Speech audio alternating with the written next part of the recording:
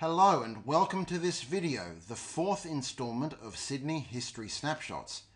I'm Ben Summers from Morris Hillman Productions, and let's get started. In this episode, I'll be talking about the history of the Queen Victoria Building.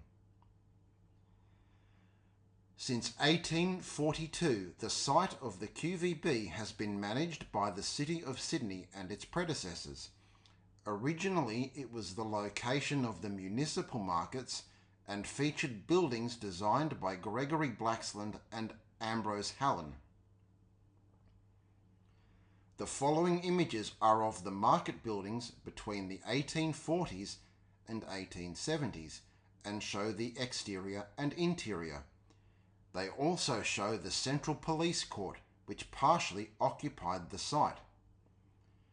In 1891, the land ceased to be used as a produce market and police court. It was purchased by the Sydney City Council for the construction of a new building, which had first been proposed in 1888. The foundation stone for the Queen Victoria Building was laid by Lord Mayor Sir William Manning in December 1893. The Queen Victoria Building was built between 1893 and 1898. The design is a mix of Richardsonian, Romanesque and Victorian styles. The building's architect was George McRae.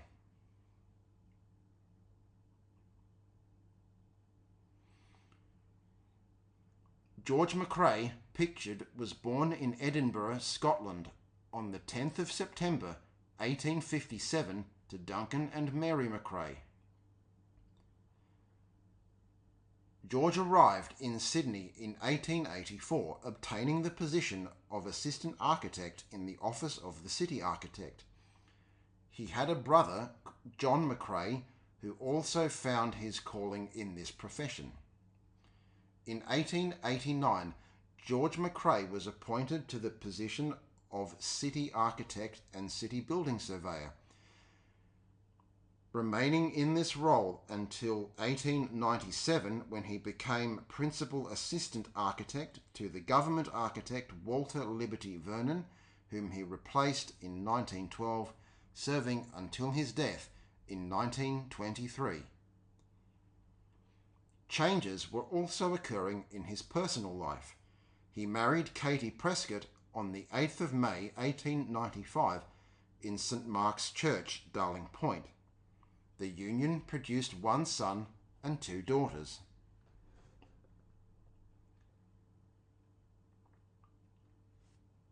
George McRae died in Sydney on the 10th of June 1923, aged 65, at his home on Glenmore Road, Rushcutters Bay, and was buried in Rookwood Cemetery. His wife, daughters and son survived him.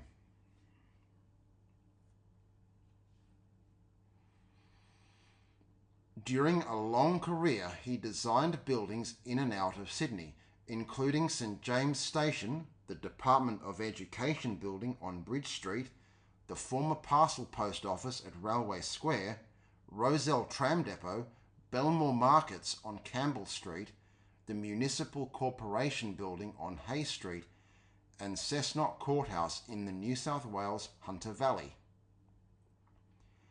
He also completed the Sydney Town Hall, which had been started in 1869 and seen a succession of architects and building contractors in the 20 years before being finished in 1889. His design for the Queen Victoria Building, as the QVB was known until 1918, incorporated engineering systems deemed advanced at the time. One such feature are the barrel form roofs, which are huge.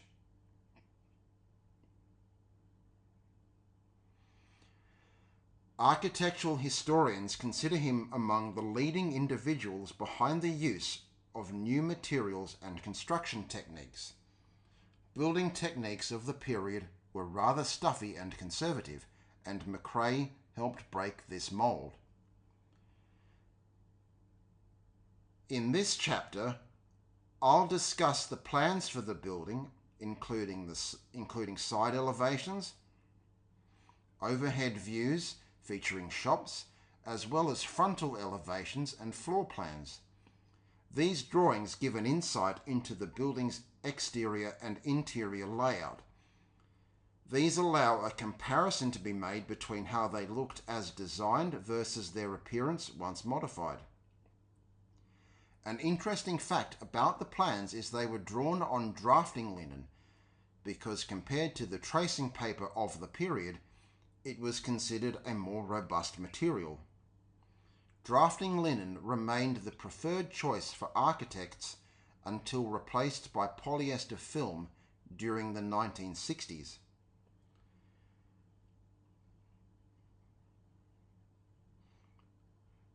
At the time of opening, the ground floor housed 58 shops, accommodating a range of tenants such as tailors, boot importers, florists, hairdressers, fruiterers, chemists, tobacconists, as well as a tea room. 17 large rooms, including offices, showrooms, and warerooms, were situated on the first floor. Accommodated on the second floor was a gallery and 12 other rooms.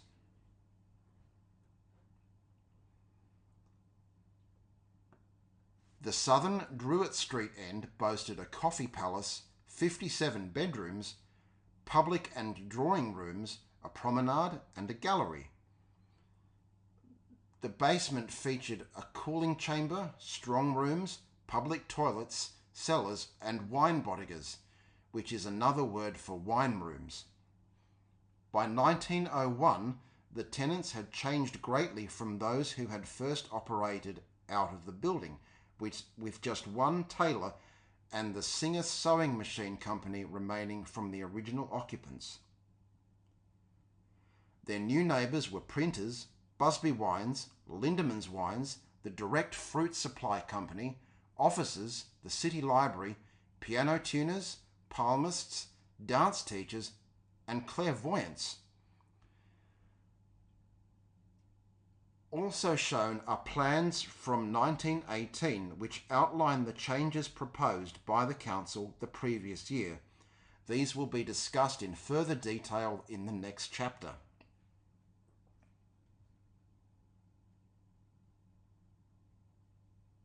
In 1898, the vast building opened to the public, with Mayor Matthew Harris attending the ceremony. In his speech, Harris remarked that, quote, "with judicious management, a marvellous centre of trade will be established here," unquote. The Lady Mayoress opened the Druitt Street entrance to the building, which had been named in honour of Queen Victoria's Diamond Jubilee in 1897. Illumination of the building was provided by roughly 1,000 Welsbach incandescent burners, equivalent to 70,000 candles, which produced floods of light, quote unquote.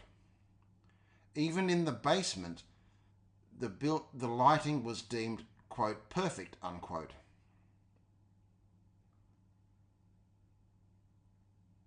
Unfortunately, at the time, Mayor Harris's words proved optimistic, and by 1902, a mere 4 years after opening, Council was already worrying about the building being a, quote, non-paying asset and handicap. In 1913, a proposal to remodel the building was won by one vote, though work wouldn't commence until 1917, after which only minor modifications were made. That was until 1934. In 1933, with the city's use of electricity increasing, the council's electricity department needed larger premises to cope with its expanding size. Sydney Town Hall was now inadequate for it, so the QVB was selected as the replacement. In moving there, the electricity department joined the City Library, an occupant of the building since 1901. By the 1960s, the QVB was again facing an uncertain future, with many members of council favouring demolition. In 1967, the National Trust began calling for its preservation, with those advocating for its restoration also adding their voices, ultimately winning the day. In 1979, restoration work finally began. It was completed 7 years later in 1986. Today the building is under a 99-year lease to Ipo Garden Berhard, the same company which undertook the restoration. Another restoration job would follow from 2006 to 2009. In the 21st century, the Queen Victoria building is living up to those hopeful words uttered by Matthew Harris 126 years ago. Long may its current renaissance continue. Thanks for watching. Please like, comment and subscribe for more content, including future uploads.